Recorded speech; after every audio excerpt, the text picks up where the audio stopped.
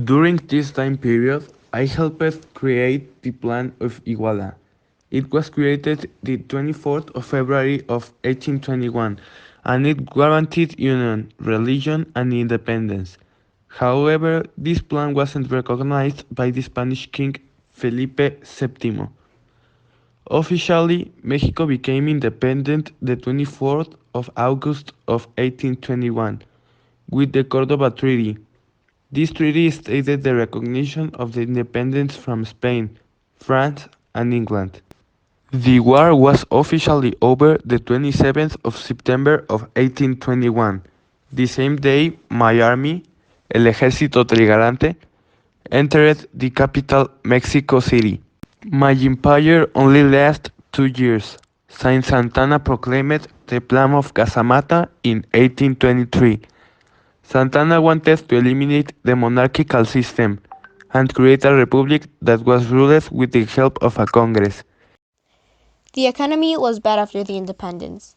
The agricultural production decreased as well as mining. Most of the people lived in poverty, and many farmers only produced their own food. This type of farming was enough to sustain their family, but it wasn't enough to grow the economy of the country. The foreigners weren't investing as much, since they didn't see results in their businesses. The people were having to pay taxes even if the country wasn't using them properly due to the lack of organization.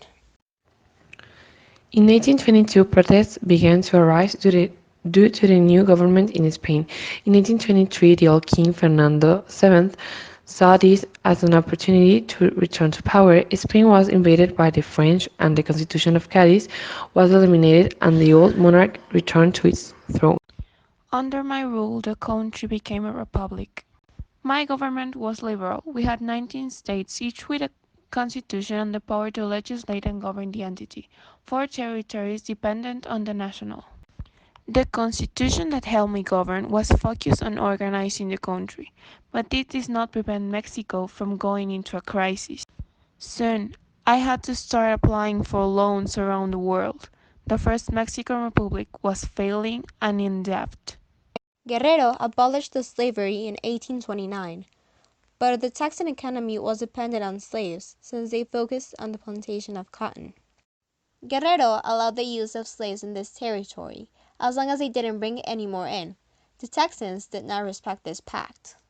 In 1830, Guerrero had attempted to ban any U.S. citizens from entering Texas, but it was too late. Most of the population over there was Mexican.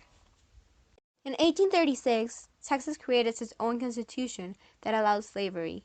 Shortly after, Santa Anna decided to invade Texas since he didn't want them to become independent. He first invaded the Alamo and won the battle.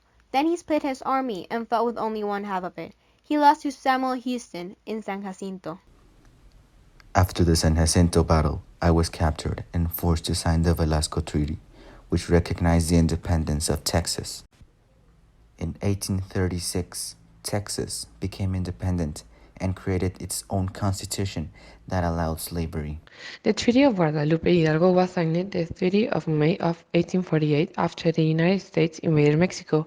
This treaty recognized the loss of some of the Mexican territories of the north like Nuevo Mexico and La Mesilla. In 1854, the country was a chaos. Mexico was in debt and it had lost 50% of its lands. Madero created the Plan de Ayutla to overthrow Santana and end his unsuccessful dictatorship. The Constitution of 1857 caused a 3-year war or the Guerra de Reforma. The Constitution was liberal and included the following: prohibition of slavery, decorated a federal and democratic government that was ruled by 3 powers, and the ley lerdo was also included. The war lasted from 1858 to 1860. The liberals wanted a division between the church and the state, while the conservatives wanted to maintain the structure of a monarchic power. The winners of this war were the liberals. The leyes de reforma were made after this. The laws that confirmed it are the next. Ley Juarez, every Mexican is equal to the law. Ley Iglesias, the selling of the properties of the church that weren't occupied. Ley Lerdo, stated that the church couldn't obtain any goods from its religious services. And finally, Ley Ocampo, which stated that the government should have control over marriage and the statistics of its people, such as the natality rate and the death rate, instead of the church.